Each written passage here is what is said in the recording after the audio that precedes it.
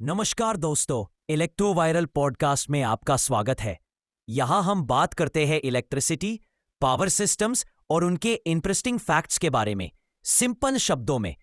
तो चलिए शुरू करते हैं आज का एपिसोड। नमस्कार।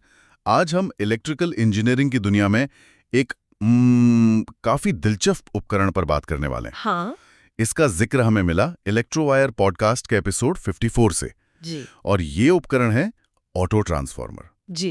तो आज हम इसी को समझने की कोशिश करेंगे कि भाई ये क्या चीज़ है, काम कैसे करता है, इसके फायदे क्या हैं, क्या कुछ कमियां हैं और क्यों कुछ खास कामों के लिए इतना जरूरी बन जाता है। बिल्कुल। और सबसे हैरान करने वाली बात जो इस पॉडकास्ट में भी बताई गई थी, हाँ इस ट्रांसफार्मर में एक ही वाइंडिंग होती है जिसमें प्राइमरी और सेकेंडरी दोनों शेयर करते हैं। हाँ, ये इसकी सबसे अनोखी बात है। सोचे, सिर्फ एक वाइंडिंग, वही इनपुट के लिए वही आउटपुट के लिए। ये जो हम आम ट्रांसफार्मर देखते हैं उनसे तो बिल्कुल अलग हुआ, एकदम अलग। तो चलिए इसी पर थोड़ी गहराई से बात करते हैं आज। जरूर। तो शुरू करते हैं एकदम बेसिक से। ऑटो ट्रांसफार्मर है क्या आखिर? मतलब एक तरह का ट्रांसफार्मर तो है ही जिसका काम वोल्टेज कम या ज्यादा करना है। हाँ बिल्कुल, काम वही है, वोल्टेज बदलना, स्टेप अप या स्टेप डाउन करना, जैसे कोई भी नॉर्मल ट्रांसफार्मर करता है। ठीक है। लेकिन जैसा आपने कहा, इसमें एक बहुत ही बुनियादी फर्क है। हाँ। और वही फर्क इसकी पूरी कहानी कहता है। असल में जो चीज यहाँ दिलचस्प है वो है इसकी वाइंडिंग की बनावट। अच्छा। देखिए, जो सामान्य ट्रांसफार्मर होता है ना, जो हम आमतौर पर देखते हैं खंभों पर लगे हुए या चार्जर वगैरह में, हाँ। उसमें दो अलग अलग कॉइल होती हैं, तार की, वाइंडिंग कहते हैं उन्हें। एक प्राइमरी जिस पर इनपुट वोल्टेज आता है, ठीक है। और दूसरी सेकेंडरी जिससे हमें बदलावा वोल्टेज मिलता है। ठीक। ये दोनों वाइंडिंग एक लोहे की कोर पर लिपटी तो होती हैं, पर आपस में जुड़ी नहीं होती इलेक्ट्रिकली। अच्छा, मतलब तार आपस में जुड़े नहीं होते? नहीं, बिल्कुल नहीं। हाँ। उनके बीच जो एनर्जी ट्रांसफर होती है वो सिर्फ मैग्नेटिक फील्ड के जरिए होती है। इसी को हम कहते हैं इलेक्ट्रिकल आइसोलेशन। ओके। आइसोलेशन, हाँ, मतलब इनपुट और आउटपुट सर्किट बिजली के लिहाज से एक दूसरे से पूरी तरह अलग हैं। समझ गया, ये तो हुआ नॉर्मल वाला।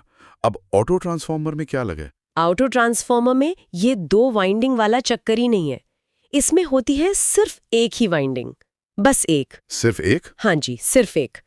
और कमाल की बात यह है कि इसी अकेली वाइंडिंग को इनपुट यानी प्राइमरी और आउटपुट यानी सेकेंडरी दोनों के लिए इस्तेमाल किया जाता है। हैं? ये कैसे? सोचिए, जैसे एक ही कॉइल है, मान लीजिए उसके दो सिरे हैं, ए और बी। ठीक है। इनपुट वोल्टेज आपने दिया ए और बी के बीच। अब आउटपुट लेने के लिए आप एक सिरा तो ए ही लेंगे, पर दूसरा सिरा बी नहीं लेंगे। तो फिर? दूसरा सिरा वाइंडिंग के बीच में से कहीं और से लेंगे, किसी पॉइंट सी से। इस पॉइंट सी को टैप कहते हैं। टैप। ओके। हाँ, वाइंडिंग पर एक कनेक्शन पॉइंट समझ लीजिए। तो इनपुट हुआ ए और बी के बीच और आउटपुट हुआ ए और सी के बीच। अच्छा। तो अब देखिए, वाइंडिंग का जो हिस्सा ए से सी तक है वो इनपुट और आउटपुट दोनों सर्किट में कॉमन हो गया ना। हाँ, ये बात है। इसी वजह से इसे ऑटो ट्रांसफार्मर कहते हैं। यहाँ ऑटो का मतलब सेल्फ या एक है, ऑटोमैटिक नहीं। अच्छा, मैं तो ऑटोमेटिक ही सोच रहा था। नहीं, तो क्योंकि इसमें प्राइमरी और सेकेंडरी इलेक्ट्रिकली जुड़े होते हैं, सिर्फ मैग्नेटिकली नहीं, ये इसकी बनावट को बिल्कुल अलग कर देता है और इसके नतीजे सीधे इसके गुणों कर दिखते हैं। अच्छा, तो ये सिंगल वाइंडिंग साझा सर्किट सुनने में तो ये काफी सरल लग रहा है। इसके कुछ फायदे तो होंगे ही फिर। बिल्कुल। स्रोत पॉडकास्ट ने बताया था कि ये कॉम्पैक्ट, लो कॉस्ट और हाई एफिशिएंसी डिवाइस है। मतलब छोटा, सस्ता और ज्यादा कुशल। ये तीनों बातें तो किसी भी इंजीनियर को पसंद आएंगी। हाँ, और ये फायदे सीधे इसकी बनावट से ही जुड़े हैं। कैसे? जरा बताइए। देखिए, सबसे पहले लागत और आकार की बात करते हैं। जब दो वाइंडिंग की जगह सिर्फ एक ही लग रही है तो जाहिर है तांबे का तार कम लगेगा। हाँ, कॉपर कम लगेगा। और कॉपर महंगा होता है तो मटेरियल कॉस्ट कम हो गई, सस्ता बना। ठीक। और तार कम तो वाइंडिंग हल्की हुई, जगह कम घेरेगी। फिर वाइंडिंग छोटी है तो अक्सर वो जो लोहे की कोर होती है ना जिस पर तार लपेटते हैं, हाँ, कोर, उसका साइज भी छोटा हो जाता है। नतीजा क्या हुआ? वजन कम, आकार छोटा मतलब कॉम्पैक्ट। ये उन जगहों के लिए बहुत बढ़िया है जहाँ जगह कम हो या वजन कम रखना हो। सही है। और वो जो तीसरा पॉइंट था उच्च दक्षता, हाई एफिशिएंसी, वो कैसे मिलती है? हाँ, एफिशिएंसी का मतलब है कि कितनी इनपुट पावर बिना बर्बाद हुए आउटपुट में बदल रही है। ठीक है। ट्रांसफॉर्मर में कुछ ना कुछ पावर लॉस तो होता ही है गर्मी के रूप में। 2 तरह के मुख्य लॉस होते हैं। एक तो कॉपर लॉस जो तार के रेजिस्टेंस की वजह से होता है। अच्छा। दूसरा होता है कोर लॉस जो मैग्नेटिक कोर में होता है। अब ऑटो ट्रांसफॉर्मर में क्योंकि तांबे का तार ही कम है तो उसका रेजिस्टेंस भी कम हुआ। हाँ। तो कॉपर लॉस कम हो गया।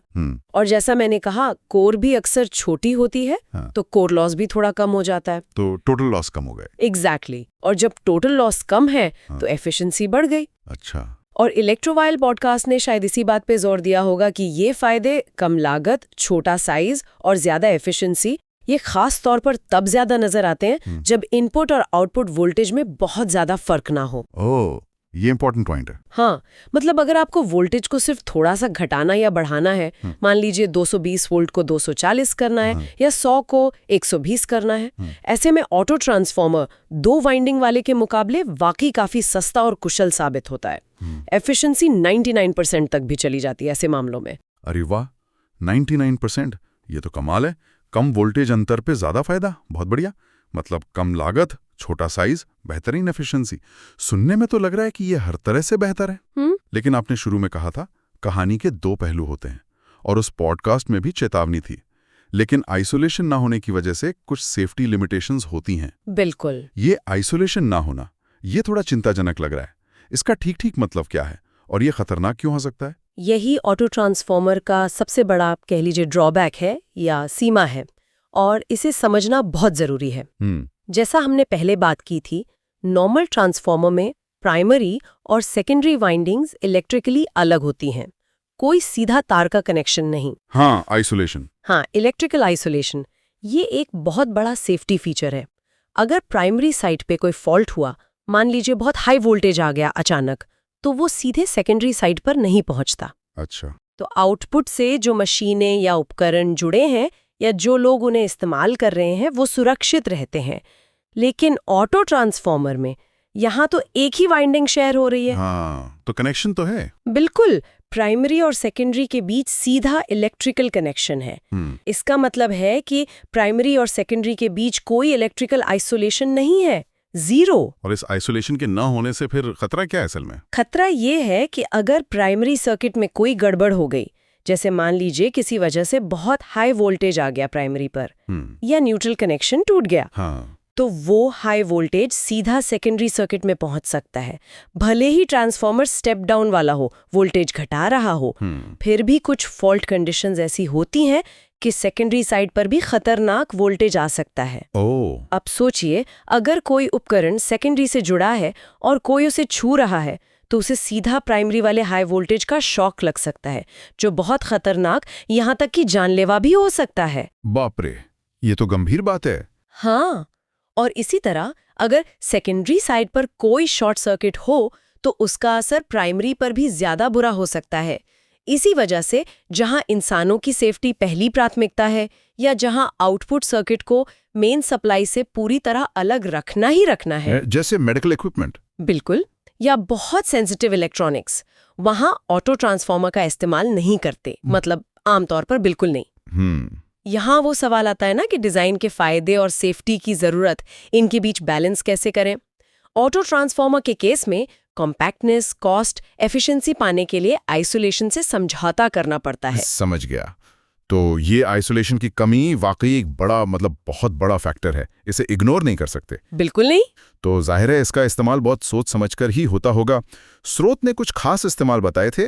इसका use starting of induction motor, voltage regulation और लैब एक्सपेरिमेंट्स में होता है। हाँ, मतलब इंडक्शन मोटर को स्टार्ट करने में, वोल्टेज कंट्रोल करने में और लैब में। ये खास काम ही क्यों?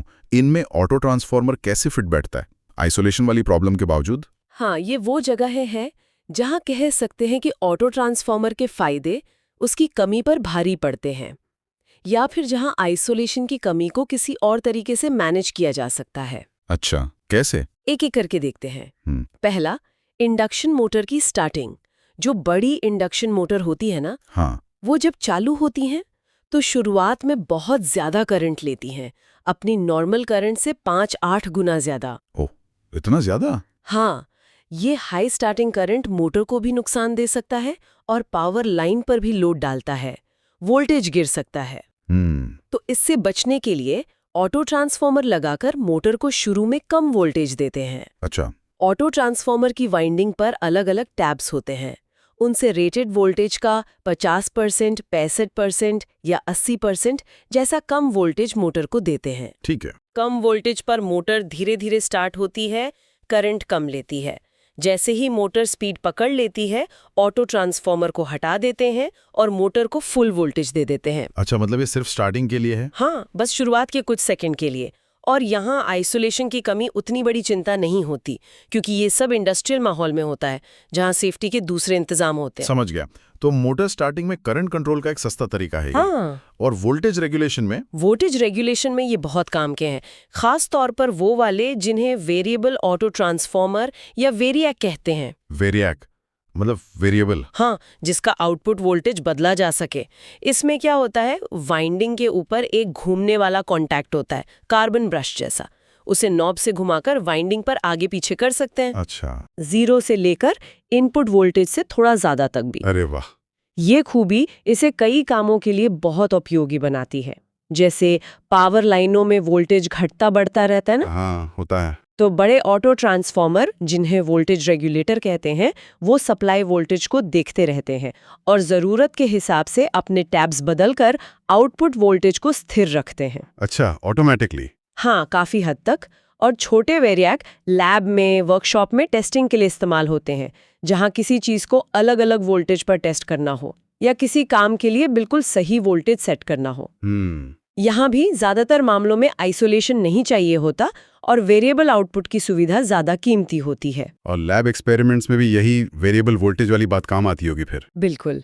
लैब में अक्सर वोल्टेज को धीरे धीरे घटाना बढ़ाना पड़ता है या अलग अलग चीज़ों को उनके सही वोल्टेज पर चलाने के लिए एक एडजस्टेबल पावर सोर्स चाहिए। वेरिएक इसके लिए सस्ता और भरोसेमंद जुगाड़ है। हाँ, मैंने देखा है लैब्स में। हाँ, छात्र, रिसर्चर्स सब इस्तेमाल करते हैं। Circuit testing, component testing, prototype को पावर देना, यहाँ भी माहौल कंट्रोल्ड होता है, सेफ्टी का ध्यान रखा जाता है, तो आइसोलेशन की कमी चल जाती है। अगर हम इन सबको जोड़कर देखें तो ये तीनों इस्तेमाल दिखाते हैं कि कैसे ऑटो ट्रांसफार्मर का जो खास डिज़ाइन है, सिंगल वाइंडिंग, टैपिंग की सुविधा, वेरिएबल आउटपुट की क्षमता, वो कुछ खास इंजीनियरिंग प्रॉब्लम्स का एक बहुत असरदार और सस्ता हल देता है। बस शर्त यह है कि वहाँ इलेक्ट्रिकल आइसोलेशन की ज़रूरत ना हो। ठीक है, तो इन सब बातों को अगर हम समेटें, हमने इलेक्ट्रोवायरल पॉडकास्ट के स्रोत से ऑटो ट्रांसफार्मर के बारे में काफी कुछ सीखा। हाँ ये एक सिंगल वाइंडिंग वाला ट्रांसफार्मर है जी। ये इसे नॉर्मल वाले से अलग बनाता है जी। इस बनावट से ये कॉम्पैक्ट होता है, सस्ता पड़ता है और खासकर जब वोल्टेज में ज्यादा फर्क न बदलना हो तब काफी एफिशिएंट भी होता है। बिल्कुल। लेकिन इसी बनावट का बड़ा साइड इफेक्ट है कि इसमें प्राइमरी और सेकेंडरी के बीच इलेक्ट्रिकल आइसोलेशन नहीं होता, जो एक सेफ्टी की बड़ी लिमिटेशन है। सही का। और इन्हीं वजहों से इसका इस्तेमाल कुछ खास जगहों पर होता है, जैसे बड़ी मोटरों को स्टार्ट करने में, वोल्टेज को रेगुलेट करने में और लैब्स में टेस्टिंग वगैरह के लिए। परफेक्ट। तो इन सब जानकारियों का हमारे लिए क्या मतलब निकलता है, मोटा मोटा क्या समझें? इसका सीधा और सरल मतलब ये है कि इंजीनियरिंग में और खासकर इलेक्ट्रिकल इंजीनियरिंग में वन साइज फिट्स ऑल जैसा कुछ नहीं है। अच्छा। हर चीज, हर डिजाइन अपने खास मकसद, अपने फायदे और अपनी सीमाओं के साथ आता है। ऑटो ट्रांसफार्मर इसका एक बेहतरीन उदाहरण है। ये हमें दिखाता है कि कैसे एक डिजाइन का फैसला, यानी सिंगल वाइंडिंग का इस्तेमाल मटेरियल बचाता है, कॉस्ट कम करता है, साइज छोटा करता है, एफिशिएंसी बढ़ाता है, लेकिन साथ ही एक जरूरी सेफ्टी फीचर आइसोलेशन हटा देता है। हाँ। तो किसी भी इंजीनियर या डिजाइनर के लिए ये समझना सबसे जरूरी है कि किस काम के लिए कौन सा औजार सही है। सही बात है। अगर ज़रूरत ऐसी है जहां कॉस्ट, साइज, एफिशिएंसी सबसे ऊपर है और आइसोलेशन की कमी से जुड़े रिस्क को आप मैनेज कर सकते हैं या वो रिस्क उस एप्लीकेशन में स्वीकार्य हैं, जैसे मोटर स्टार्टिंग या वोल्टेज रेगुलेशन, तो ऑटो ट्रांसफार्मर बहुत अच्छा विकल्प है। ठीक है। लेकिन अगर सेफ्टी सबसे पहले है या आपको इनपुट और आउटपुट सर्किट को हर हाल में अलग रखना ही है, जैसे सेंसिटिव इलेक्ट्रॉनिक्स या आम पब्लिक के इस्तेमाल की जगहों में, तो फिर आपको पारंपरिक 2 वाइंडिंग वाला आइसोलेटिंग ट्रांसफार्मर ही इस्तेमाल करना चाहिए। चुनाव हमेशा जरूरत, माहौल और रिस्क के आकलन पर आधारित होना चाहिए। बहुत खूब। ये एक बहुत ही संतुलित नजरिया है। तो इलेक्ट्रोवायर पॉडकास्ट के एपिसोड 54 से ऑटो ट्रांसफार्मर पर हुई इस चर्चा के मुख्य पॉइंट्स ये हुए। ये एक अनोखा सिंगल वाइंडिंग ट्रांसफार्मर है। हाँ इसके फायदे कॉम्पैक्ट, सस्ता, कुशल, खासकर कम वोल्टेज रेशियो पर। जी नुकसान प्राइमरी सेकेंडरी के बीच आइसोलेशन नहीं, जिससे सेफ्टी रिस्क है। बिल्कुल। और इसके आम उपयोग induction motor starting, voltage regulation, fixed और वेरिएबल और लैब टेस्टिंग। एकदम सही। और इस पूरी चर्चा से एक और बड़ा विचार उभरता है, जो शायद स्रोत में भी कहीं न कहीं छुपा हो। बताइए। वो ये कि इंजीनियरिंग असल में ट्रेड ऑफ का खेल है, मतलब लेन देन का। कुछ पाने के लिए अक्सर कुछ छोड़ना पड़ता है। हाँ, ये तो है। ऑटो ट्रांसफार्मर के मामले में हमने एफिशिएंसी और किफायत के लिए आइसोलेशन का सौदा किया। ये हमें सोचने पर मजबूर करता है कि क्या टेक्नोलॉजी और ज़रूरतें बदलने के साथ ये ट्रेड ऑफ भी बदल सकते हैं। दिलचस्प सवाल है। टेक्नोलॉजी से वो ज़रूरत कम हो गई हो सकता है। या फिर उन नए उभरते फील्ड्स में जहां एनर्जी एफिशिएंसी और साइज छोटा करना ही सबसे बड़ी चुनौती है। ऑटो ट्रांसफार्मर की कहानी हमें याद दिलाती है कि बेसिक प्रिंसिपल्स की गहरी समझ और थोड़ी क्रिएटिव सोच से हम मौजूदा समस्याओं के नए और बेहतर हल खोज सकते हैं। बस हमें फायदे और नुकसान को सही ढंग से तौलना आना चाहिए। तो दोस्तों, ये था आज का एपिसोड इलेक्ट्रोवायरल पॉडकास्ट का। अगर आपको ये जानकारी पसंद आया हो तो चैनल को सब्सक्राइब कीजिए और वीडियो को शेयर करना ना भूलें। जुड़ते रहिए इलेक्ट्रोवायरल के साथ, क्योंकि यही मिलेगी आपको इलेक्ट्रिसिटी से जुड़ी सही और यूजफुल नॉलेज। फिर मिलते हैं अगले एपिसोड में। तब तक के लिए नमस्कार।